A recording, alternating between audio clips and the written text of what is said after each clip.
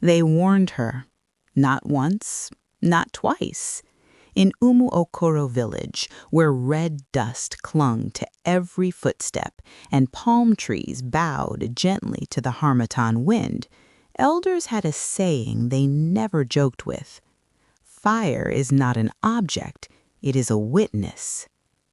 That evening, the sky was bruised purple, and cooking fires dotted the compound like glowing eyes.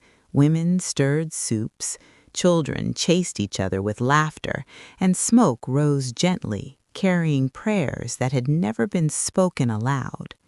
Welcome to Tales by Omoh. Her name was Obiageli. She was not wicked. She was simply too free. From childhood, Obiageli had been spared discipline. Her mother almost lost her during childbirth, and from that day, correction disappeared from her life. When elders scolded her, she smiled. When her mates whispered warnings, she laughed. "Fire is fire," she used to say. "Does it have ears?" But in Umuokoro, fire had memory. That evening, Obiageli was cooking behind her mother's hut. The firewood slipped slightly out of place. Instead of bending, instead of using her hand like everyone else had been taught since birth, she lifted her bare leg, and she pushed the wood back into the flames with her foot. The compound did not explode, no one screamed, but the fire became still. Too still. For one breathless moment, the flames stopped dancing. They leaned toward her ankle, not angrily, not violently, but attentively, like something that had just been called by name. Obiageli laughed nervously. "Have you started watching me too?" she muttered. The spark that kissed her skin was small, but the memory it left behind was not. Obiageli awoke before the rooster cried, not because of pain would have been easier, but because of heat. A quiet, stubborn warmth sat on her ankle, as though someone had cupped a small ember beneath her skin. She pulled away her wrapper slowly. There was no wound, no blister, only a faint, dark curve where the spark had touched her, like a mark drawn by memory. "It is nothing," she told herself. She washed it with cold water. The water steamed. Her mother did not notice. She was already outside stirring agbono, humming a tune her own mother had taught her. Smoke drifted gently, as it had done every morning since Umuokoro was born. But when Obiageli walked past the hearth, the flame leaned, not wildly, not violently. It leaned toward her. At first, she blamed her eyes, but when she passed the neighbor's fire later that day, the same thing happened. A subtle pull, a quiet greeting between heat and skin. By afternoon, the mark had darkened, not bruised, not infected, remembered. That night, she dreamed of standing barefoot on ash that did not burn, yet refused to cool. In the dream, the fire did not speak, but it stood upright like a person, waiting. She woke with soot beneath her fingernails. Her mother stared at her hands in confusion. "Were you touching fire in your sleep?" Obiageli shook her head too quickly, but Umuokoro had begun noticing strange things. A cooking pot cracked, though it was new. A flame refused to die when water was poured.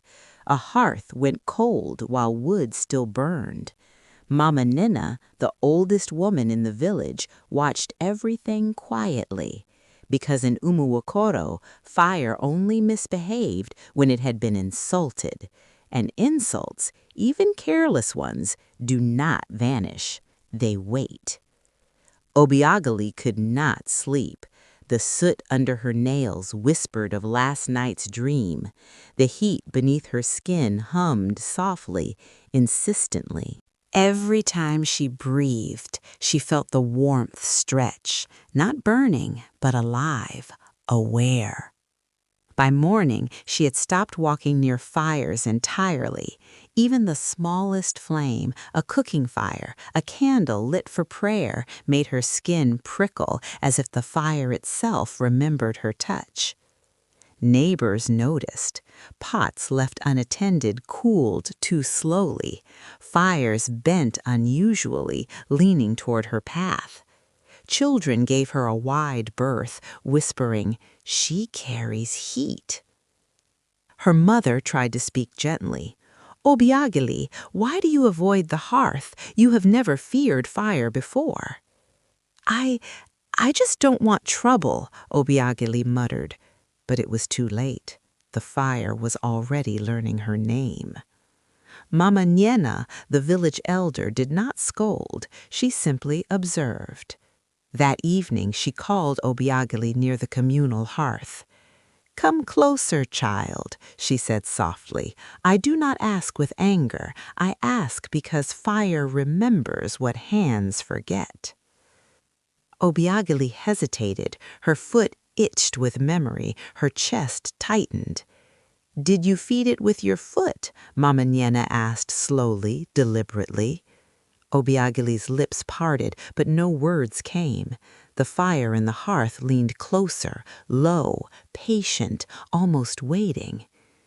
"Once," she whispered finally, "just once." Mama Nyena nodded.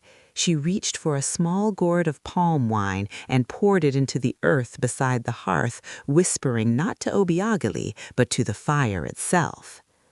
"I apologize, not for her, but for the carelessness of one who has not yet learned respect." And in that moment, Obiageli realized this was not punishment alone. This was a lesson. The fire did not rage. It simply waited. After Mama Nyena's quiet ritual, Obiageli thought she would be free. She was not. The next morning, as she walked through the village, the air seemed to bend around her. Fires she passed, in kitchens, in clay pots, even in small trash heaps, behaved differently. They leaned, flickered, shifted, subtle but deliberate, like a memory trying to speak. Her mother noticed first. "Obiageli, the fire, it follows you." I don't understand," she replied, feeling warmth crawling up her arms as she spoke. It was not fear, not yet. It was acknowledgement. By evening, the whispers began. Neighbors murmured behind hands. "Do you see? The fire listens to her."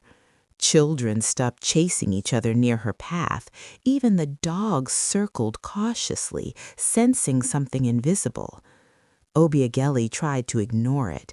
She cooked alone behind her mother's hut, using only her hands, careful, deliberate. Yet the heat lingered. When she stirred the pat, the flames leaned toward her fingers. When she fetched water, the smoke from the hearth twisted around her like a living thing. Her father stopped lighting fires in the compound entirely, leaving her mother to cook under wary observation. At night, she dreamed again. The fire from her dreams stood upright, taller than any human, its head brushing the roof of her hut.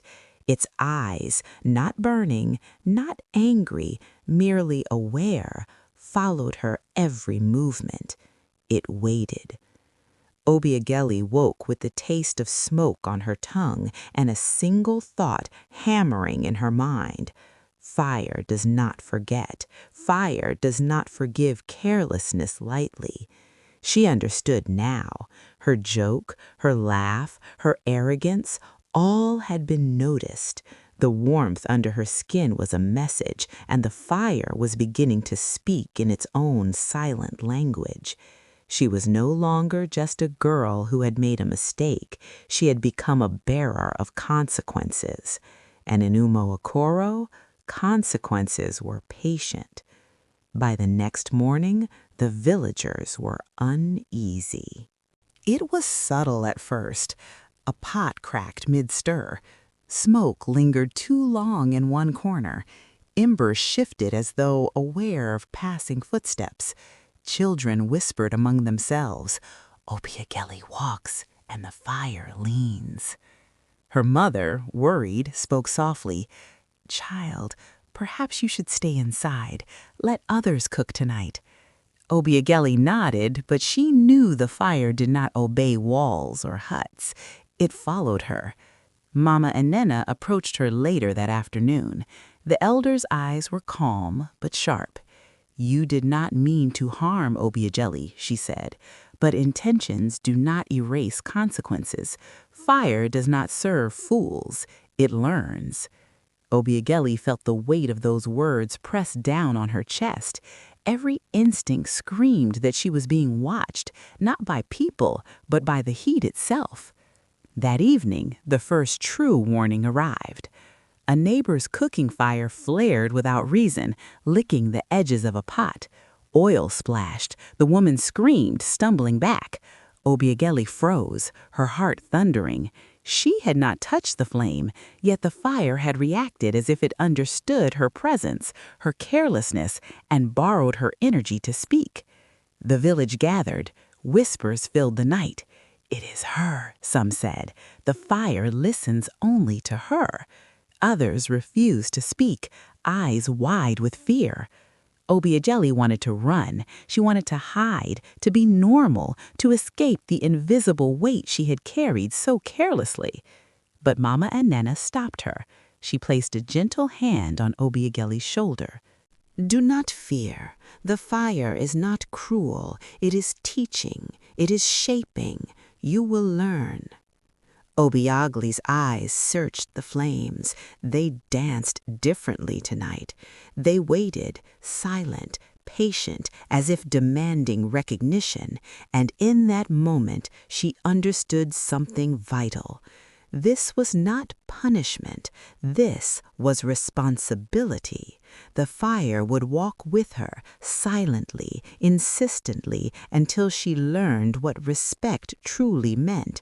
And the village, watching carefully from behind doors and windows, realized that some lessons could not be whispered, beaten, or begged.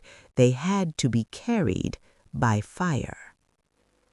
Obiageli's nights had become restless. She slept on the bare earth, leaving her mat aside, for even the thin mat seemed to trap heat. Sweat soaked the ground beneath her, yet she felt no illness, only the presence of fire, patient and watching, reminding her of her carelessness. During the day, she moved cautiously through the village. She spoke little. She no longer laughed where others paused. Children stopped following her. Neighbors moved their fires before she passed. Even the dogs seemed aware, keeping a wide berth. Mama and Nena called her one evening near the communal hearth. The fire there crackled gently, almost quietly, as if it too were listening. "Obiageli," the elder said softly, "you think you have learned, but learning is deeper than fear or pain. Fire speaks through waiting. It speaks through observation. Today you see only smoke and warmth. Tomorrow you will feel its memory in your bones." Obiageli's chest tightened. She wanted to speak, to explain herself, but words felt weak, unnecessary. She bowed her head. The fire seemed to acknowledge her gesture, flickering low. That night she dreamed again, not of flames, not of heat, but of the village itself, homes bending around her presence, children pausing mid-step, smoke curling differently above her head. The fire was teaching her that every action, every careless step, every laugh at tradition left a mark. Not one that burned instantly, but one that followed, patient and enduring. Obiageli woke before dawn, the taste of smoke still on her lips. She pulled her wrapper tighter, careful now in every movement. The heat beneath her skin was no longer frightening. It was a companion, quiet, insistent, reminding her constantly that respect carried weight. And in the village, the elders whispered among themselves, "She is learning. Slowly, but she will teach the others too." For in Umuokoro, some lessons were carried not by voice, not by threat, not by whip, but by presence, and Obiageli had become the living reminder. Obiageli began to notice patterns. Not every fire leaned toward her, not every ember flickered at her passing, but when she was careless, when her thoughts strayed toward pride or laughter at warnings, the flames shifted immediately. They did not roar, they did not lash, but they responded. Small sparks jumped higher than usual, smoke swirled around her head, cooking fires refused to stay lit. She could feel it in her bones, the rhythm of the village fire.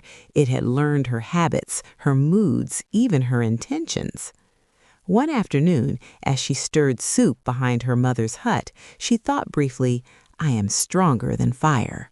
Almost instantly, the flames rose higher than normal, licking the sides of the pot, bending toward her fingers. She jumped back, heart pounding. The heat was not angry, but deliberate, communicating a truth she could not ignore. Mama Nanana appeared silently beside her. "Do you see now, child?" she asked. "Fire does not obey fools. It does not serve pride. It answers only presence, only respect, only care." Obiageli lowered her gaze, trembling. "I understand," she whispered. "Do not speak it yet," Mama Nanana said. "Understanding begins in silence." That night, the village felt it too. Smoke hung heavier over certain compounds, pots went cold, fires refused to burn fully until Obiageli moved past. The children's whispers grew. "Nuani Okuwu, the woman of fire." Obiageli sat alone beneath the udara tree, the same tree where laughter had once gathered. Now even shade felt too warm. She traced the lines of her feet in the red dust, careful, every movement deliberate, every breath measured. The fire had become her companion, not one of comfort, not one of cruelty, but one of accountability. And the village learned what she already knew. Some lessons are not taught by words. Some lessons are not learned in fear. Some lessons are carried by fire. Days turned into weeks, and Obiageli's life shifted quietly but irreversibly. The fire no longer only punished, it began to protect. One evening, a cooking hut in the village caught unexpectedly. Flames licked hungrily at the roof while smoke poured thick and black. The villagers screamed and ran, buckets of water splashing everywhere, but it was too late for many. Obiageli felt it before anyone else did. The heat swelled around her chest like a warning bell. Without thinking, she stepped barefoot toward the burning hut, and the fire obeyed her. Not fully, not weakly, but deliberately. Flames bent away from the structure's center, smoke twisted in careful paths, leaving the interior partially safe. By the time the villagers arrived with water, the worst had been avoided. A child slept inside, unharmed, clutching a small rag doll. The villagers stood frozen, their eyes wide. Mama Nena approached Obiageli, her voice calm but heavy with meaning. "See, child, what was once anger can become guidance. Respect earns understanding, and understanding earns protection. You carry both now." Obiageli's chest tightened as she realized the truth. Her carelessness had birthed responsibility. Her arrogance had been replaced by weight. The fire was no longer a threat alone, it was part of her life, bound to her presence, obeying her when she honored it, reminding her when she strayed. At night, children stopped whispering in fear. They watched her with quiet awe. Smoke lingered in her hair. Embers clung softly to her footprints, and yet no one approached too closely. Even the elders noticed how the fires leaned toward her presence in certain ways, acknowledging her choices, teaching the village about the weight of respect. For Obiageli, the lesson was clear. Some gifts come wrapped in responsibility. Some power answers not to the strong, but to the careful.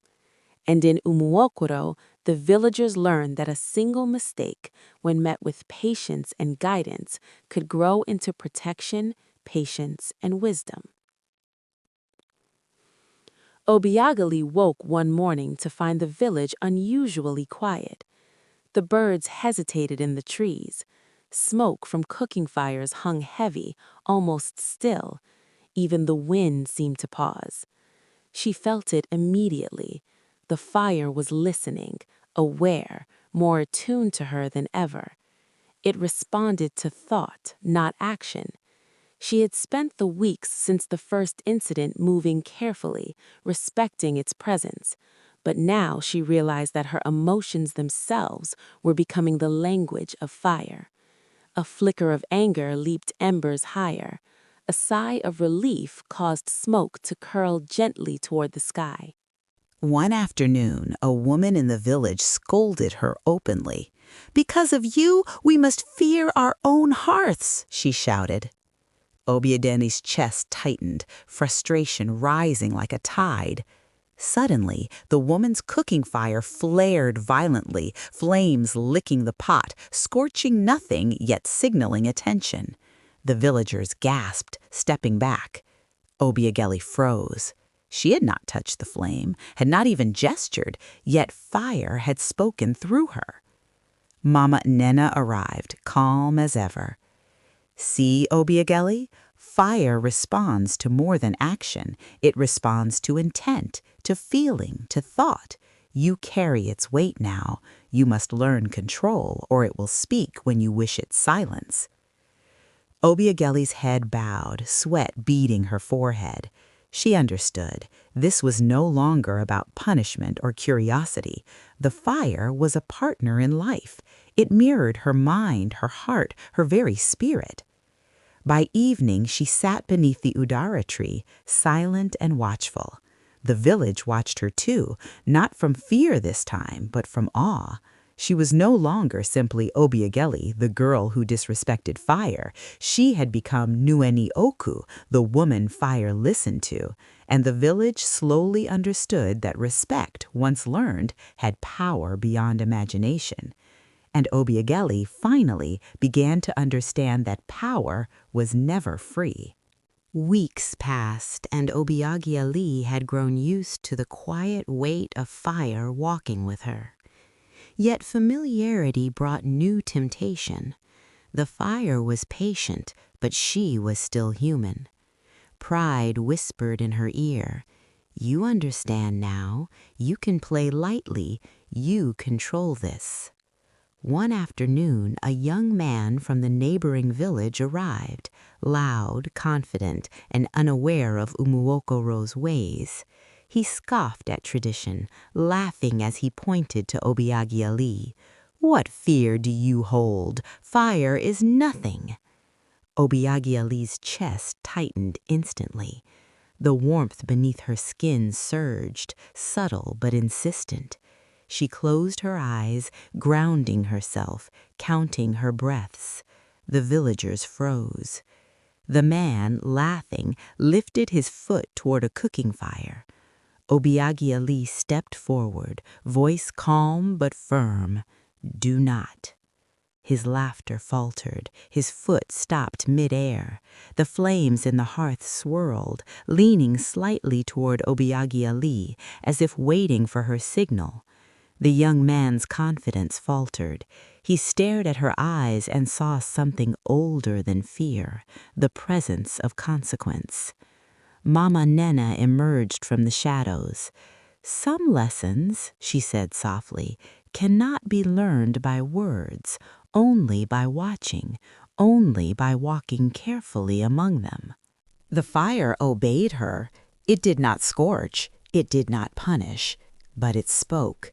Its silent authority forced the intruder to retreat, leaving the village in stunned quiet. Obiageli exhaled, chest heavy. She realized now that control was not about action or power, it was about restraint. Her life and the village depended on her understanding fully what it meant to be the woman fire listens to. And Umuokoro learned a new truth that day. Respect carries its own authority, beyond elders, beyond words, beyond even the strongest of voices. Obiageli, now known quietly among the villagers as Nuani Oku, had learned restraint, patience, and reverence, yet the weight she carried was far heavier than any words could describe. Fire had become more than warmth or tool, it had become a mirror of her soul. Every feeling, every thought, every careless breath was reflected in the flicker of embers, the curl of smoke, the bend of flame. She woke before dawn that morning, the earth beneath her feet still cool, the stars fading reluctantly behind the brightening sky. Even then, the air pulsed softly with heat, the fire speaking to her in a language older than her own understanding. She knelt beside a small cooking hearth, her hands hovering over the embers, feeling the rhythm of their pulse. It was calm, patient, yet insistent. The village stirred around her. Women began to cook, children ran barefoot over red dust, dogs barked at distant shadows.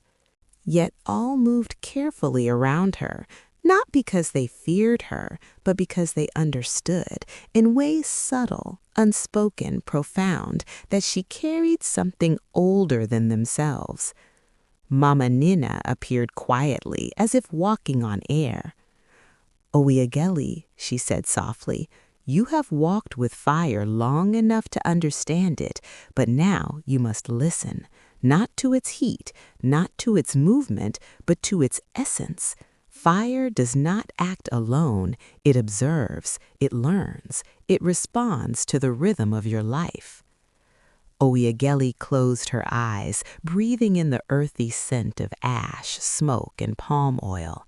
She let the warmth curl around her ankles, rise up her legs, settle across her shoulders. It was intimate, patient, unyielding. She could feel it watching her, waiting, teaching, guiding. The day unfolded slowly. She walked through the village quietly, mindful of every step, every glance.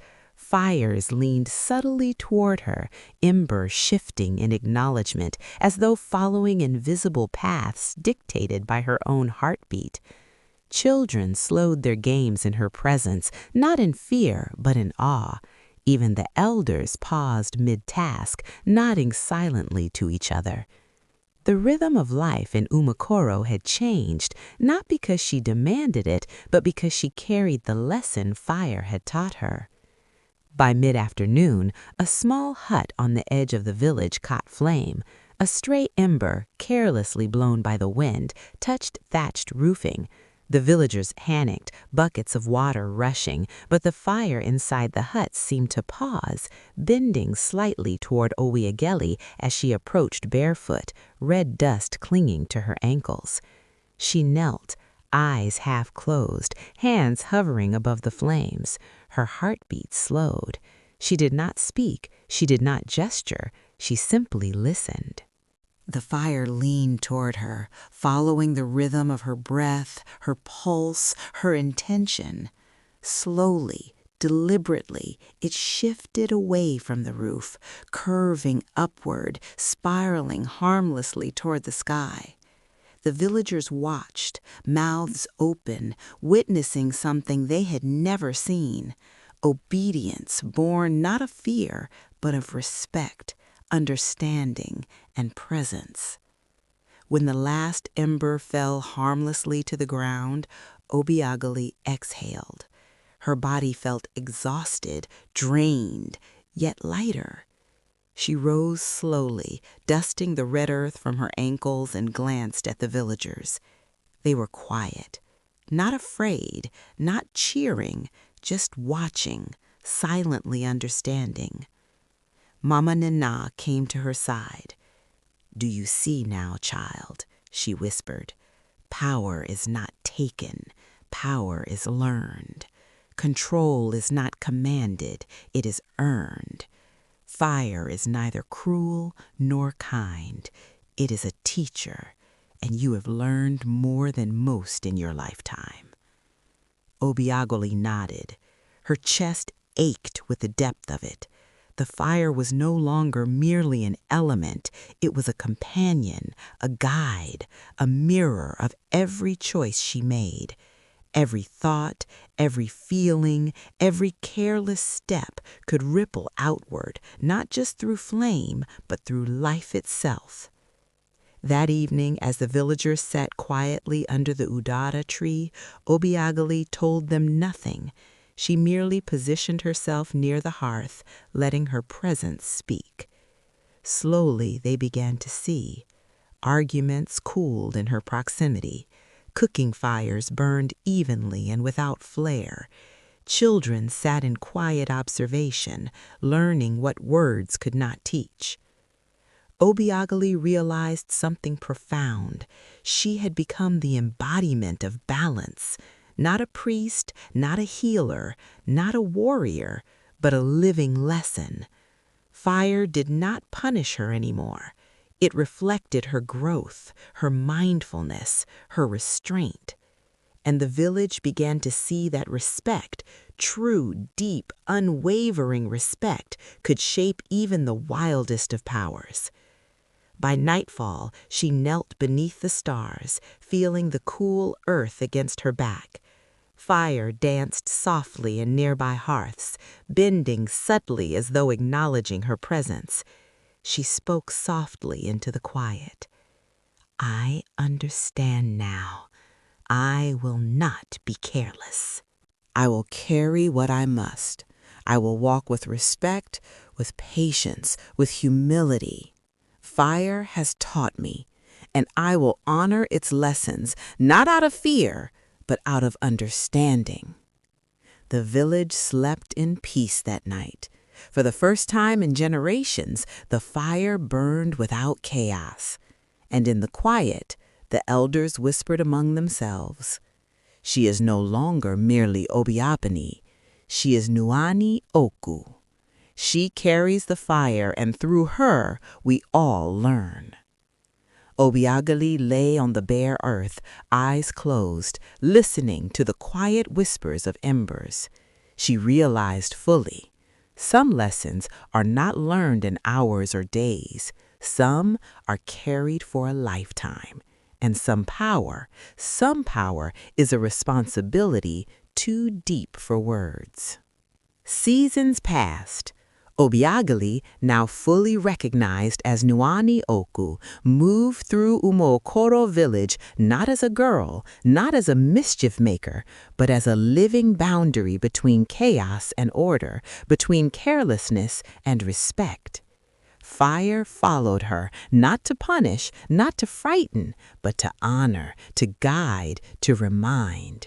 Children who once whispered her name in fear now paused in awe.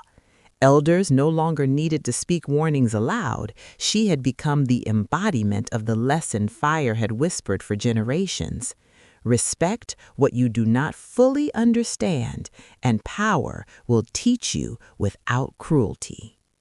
One evening, the village faced its greatest trial yet. A violent wind swept through Umuokoro, tearing at roofs, bending trees, scattering embers from hearths. A lightning strike ignited the granary, threatening to consume months of harvest. Villagers screamed, panic-stricken, throwing water desperately, powerless against the spreading flames. Obiageli stepped forward, bare feet against the red earth, chest tight, eyes calm. She did not raise her hands. She did not shout. She breathed, slowly, deeply, carefully, and the fire listened. It bent around the granary, flames curling skyward, sparing the stored yams, the millet, the corn. Smoke moved in careful eddies, twisting away from children huddled in the courtyard. The villagers could not believe their eyes. Flames that would have destroyed everything had danced around her will, protecting rather than consuming. Mama and Nana approached, voice quiet. She does not command, she understands, and that understanding is stronger than fear, stronger than chaos, stronger than fire itself. By dawn, the village was safe. The granary remained intact. Ember and ash lay harmlessly on the earth, and Obiageli, exhausted but steady, realized the full truth. Her carelessness had once bound her to consequences, but her respect, her restraint, and her patience had bound the fire to her life in a way that could save as much as it could punish. She looked at the villagers, silent, wide-eyed, watching her not as a girl, not as a threat, but as a living guardian. She knelt, placing her hands gently in the red dust, whispering softly, "I have learned, and I carry this always, not to control, not to rule, but to honor, to protect, to teach. Fire is alive in all things. Treat it with respect. Treat all power with care. Carelessness leaves marks far deeper than flesh." And the villagers understood. From that day on, Nwani Oku became more than a story. She became a living reminder of responsibility, patience, and respect.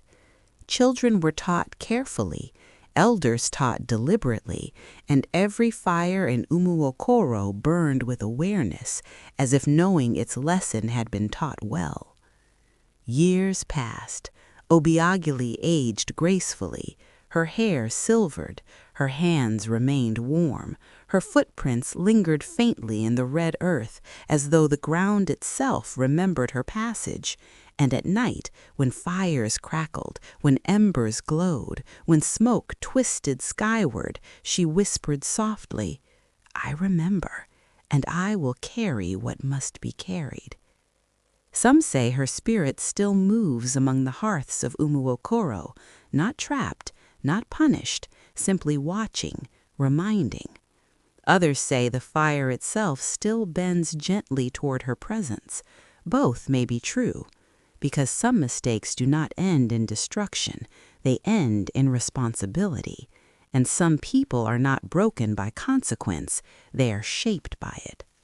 Moral lesson: carelessness has consequences.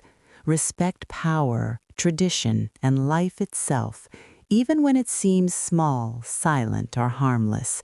True strength lies in patience, humility, and understanding. You've been watching Tales by Omoh, where African stories carry wisdom, warnings, and lessons that walk quietly into memory. If this story stayed with you, like, share, comment, and subscribe, because the deepest lessons often come from the smallest actions. Until next time, walk carefully, respect what you do not fully understand, and never forget, how you treat power is how it will treat you back.